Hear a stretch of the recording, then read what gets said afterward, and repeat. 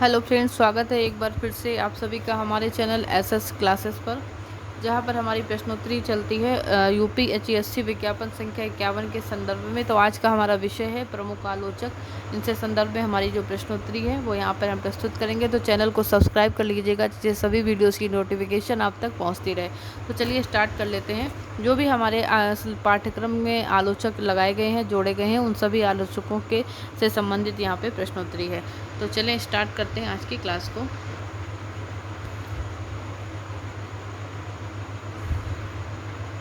तो पहला प्रश्न है, इतिहास और आलोचना किसकी रचना है? तो इसका सही आंसर क्या है आपको दिख ही गया होगा, नामवर सिंह की ये रचना है, इतिहास और आलोचना। ठीक है, अगला क्वेश्चन आता है हमारा, शुक्ल जी का आदिकाल वास्तविक मध्यकाल है, हिंदी जनपदों के इतिहास का सामंत काल है, वीरगाथा काल रीतिकाल का प्रथम स्थान है। किसका कथन है? तो ये जो कथन आता है शुक्ल जी के विषय में, ये रामविलास शर्मा जी का कथन है। ठीक है, अगला क्वेश्चन है हमारा, किसी ग्रंथकार का स्थान निर्धारित करने के लिए क्रमागत सामाजिक, सांस्कृतिक एवं जातीय तत्वों को देखना आवश्यक है। उपरोक्त कथन किसका है? तो जो ये महत्वपूर्ण कथन आता है वो हजारी प्रसाद द्विवेदी जी का ये कथन है, जो भी अभी हमने पढ़ा। ठीक है, अगला क्वेश्चन है, रामचंद्र शुक्ल जी किस तरह के आलोचक हैं? रामचंद्र शुक्ल जी किस तरह के आलोचक हैं? तो रसवादी आलोचक हैं आचार्य रामचंद्र शुक्ल जी। सही आंसर क्या हो जाएगा? रसवादी आलोचक हैं। अगला प्रश्न आता है, कथन है दो, द्विवेदी जी मानवतावादी आदर्शवादी द्विवेदी जी का मानवतावादी आदर्शवादी मानवतावाद है। दूसरा कथन कहता है, जो यथार्थ दृष्टि से संपन्न है, इसलिए उन्हें ना तो शुद्ध रोमांटिक कहा जा सकता है ना शुद्ध यथार्थवादी। दोनों में से कौन सा कथन सही है? दोनों सही हैं या दोनों गलत हैं या एक सही है एक गलत है, आपको ये बताना है। तो यहाँ पे जो सही आंसर हो जाएगा वो दोनों कथन यहाँ पर सही है। उपरोक्त जो भी कथन है वो दोनों सही है। अगला प्रश्न आता है कि कविता की समझ अगर सही है तो सूर, तुलसी, देव, बिहारी, मतिराम, महादेवी और अज्ञेय को एक साथ समझा जा सकता है। ये किसने कहा था? तो ये महत्वपूर्ण जो कथन है विजय देव नारायण शाही का ये मोस्ट इम्पॉर्टेंट कथन आता है ये। ठीक है, अगला है कि कला के विषय वस्तु न वेदांतियों का भ्रम है, न हेगेल का निरपेक्ष विचार, मनुष्य का इंद्रिय बोध, उसके भाव विचार, उसका सौंदर्य बोध ही कला की विषय वस्तु है। ये किसका कथन आता है? तो ये रामविलास शर्मा का ये महत्वपूर्ण जो कथन है वो रामविलास शर्मा जी का कथन है। अगला क्वेश्चन है, शब्द, शक्ति, रस और अलंकार ये विषय विभाग कब समीक्षा के लिए इतनी उपयोगी है? इनको अंतर्भूत करके संसार की नई पुरानी सब प्रकार की कविताओं की बहुत ही सोच, मार्मिक और स्वच्छ आलोचना हो सकती है। ये किसने कहा? तो ये महत्वपूर्ण जो कथन कहा, ये सही आंसर हो जाएगा यहाँ पर रामचंद्र शुक्ल जी का ये इम्पोर्टेंट कथन है। अगला प्रश्न है, चूंकि क्विज बोर्ड के क्वेश्चन है इसलिए आपको ऑप्शन नहीं दिखा रहे हैं, डायरेक्ट आंसर बता रहे हैं। ठीक है, तो आप वीडियो पॉज करके आंसर देखिएगा। अगला प्रश्न है, शुक्ल जी का आदिकाल वास्तविक मध्यकाल, ये रिपीटेड क्वेश्चन है, अभी हमने पढ़ा है इसको। अगला क्वेश्चन आता है, सुंदर कोई निरपेक्ष वस्तु नहीं है, उसका निर्माण भी तो कलाकार की अपनी भावनाओं और धारणाओं के आधार पर ही होता है। किसने ये कहा था? विजय देव नारायण शाही, शुक्ल जी या नगेंद्र या रामविलास शर्मा? तो सही आंसर हो जाएगा डॉक्टर नगेंद्र का ये कथन है। अगला क्वेश्चन है, प्रसाद पंत और निराला पर समीक्षात्मक लेख किसने लिखे? प्रसाद पंत और निराला पर समीक्षात्मक लेख किसने लिखा? रामस्वरूप चतुर्वेदी या नंद दुलारे वाजपेयी जी ने?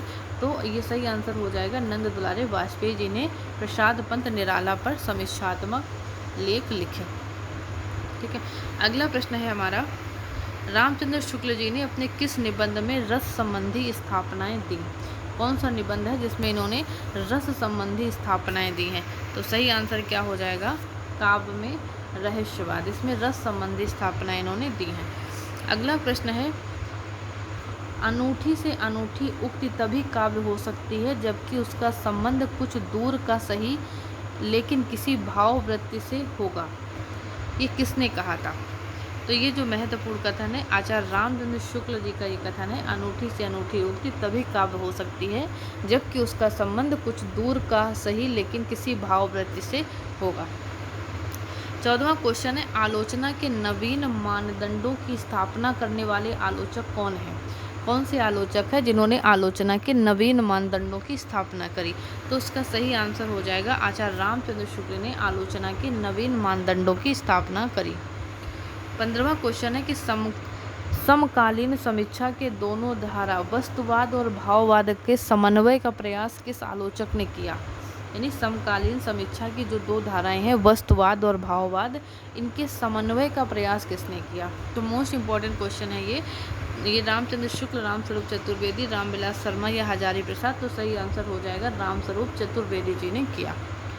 16वां क्वेश्चन है हमारा, कला सामाजिक अनुपयोगिता की अनुभूति के विरुद्ध अपने को प्रमाणित करने का प्रयत्न अपर्याप्तता के विरुद्ध विद्रोह है।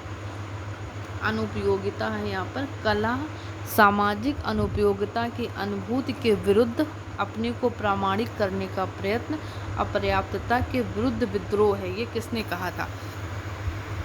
तो ये जो महत्वपूर्ण कथन है वो अज्ञे जी का कथन आता है। ये अज्ञे का ये मोस्ट इम्पॉर्टेंट कथन है। 17वां प्रश्न है, हजारी प्रसाद द्विवेदी जी किस तरह के आलोचक हैं?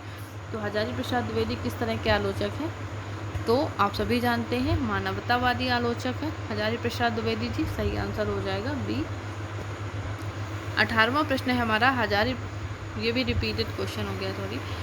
अगला क्वेश्चन है, आचार्य रामचंद्र शुक्ल और हिंदी आलोचना 1955 में ये जो रचना किसकी रचना है? आचार्य रामचंद्र शुक्ल और हिंदी आलोचना, ये किसकी रचना है? विजय देव नारायण शाही, हजारी प्रसाद द्विवेदी, रामविलास शर्मा, किसकी है? तो सही आंसर क्या हो जाएगा? रामविलास शर्मा की ये रचना है, रामचंद्र शुक्ल और हिंदी आलोचना 1955। 20वां क्वेश्चन है, साहित्य वस्तुतः मनुष्य का भाव चलित आनंद है जो उसके अंतर में अटाए नहीं अट सकता। किसका कथन है? हटाए नहीं या अटाए लिखा हुआ है, अंतर में अटाए नहीं अट सकता, ये किसने कहा था? साहित्य वस्तुतः मनुष्य का भाव चलित आनंद है जो उसके अंतर में अटाए नहीं अट सकता। रामस्वरूप चतुर्वेदी, हजारी प्रसाद द्विवेदी। तो ये कथन है हजारी प्रसाद द्विवेदी जी का। 21वां प्रश्न आता है, साहित्य मानव जीवन से सीधा उत्पन्न होकर सीधे मानव जीवन को प्रभावित करता है। ये किसका कथन है? मानव जीवन से उत्पन्न होकर सीधे मानव जीवन को प्रभावित करता है। तो ये भी हजारी प्रसाद द्विवेदी का कथन है। ठीक है, तो यहाँ से आप समझ सकते हैं, क्योंकि मानवतावादी हैं तो इन शब्दों से आप इनको पहचान भी सकते हैं इस कथन को। अगला 22वां प्रश्न है, कला और विषय वस्तु दोनों ही समान रूप से साहित्य रचना के लिए निर्णायक महत्व की ही नहीं है, निर्णायक भूमिका हमेशा विषय वस्तु की होती है। ये किसका कथन है? यानी कथन फिर से पढ़ते हैं, कला और विषय वस्तु दोनों ही समान रूप से साहित्य रचना के लिए निर्णायक महत्व की नहीं है, निर्णायक भूमिका हमेशा विषय वस्तु की होती है। ये किसने कहा? तो ये रामविलास शर्मा जी का ये कथन आता है। ठीक है, कला उसकी विषय वस्तु के संदर्भ में। 23वां क्वेश्चन है, फ्रायड के मनोविज्ञान से प्रभावित आलोचक। अगला क्वेश्चन है, इस क्वेश्चन को स्किप करते हैं। अगला क्वेश्चन है, देव और उनकी कविता किसकी आलोचनात्मक कृति है? तो ये सही आंसर क्या हो जाएगा? डॉक्टर नगेंद्र की ये रचना है, देव और उनकी कविता। अंतिम क्वेश्चन है हमारा, हजारी प्रसाद द्विवेदी के समर्थक आलोचक कौन है? हजारी प्रसाद द्विवेदी के समर्थक आलोचक कौन है? तो सही आंसर इसका क्या हो जाएगा? नामवर सिंह। नामवर सिंह हजारी प्रसाद द्विवेदी के समर्थक आलोचक हैं। तो ये थे हमारे आज के महत्वपूर्ण 25 प्रश्न जो प्रमुख आलोचकों से संबंधित है उत्तर प्रदेश असिस्टेंट प्रोफेसर परीक्षा के विषय में, और नेट जेआरएफ परीक्षा के संदर्भ में भी ये महत्वपूर्ण प्रश्न है, आपके लिए लाभकारी होंगे। तो चैनल को सब्सक्राइब कर लीजिएगा, अधिक से अधिक शेयर कीजिएगा और कमेंट करके बताइएगा आपको वीडियो कैसा लगा। मिलते हैं कल फिर एक महत्वपूर्ण टॉपिक को लेकर। शुक्रिया, शुभ रात्रि।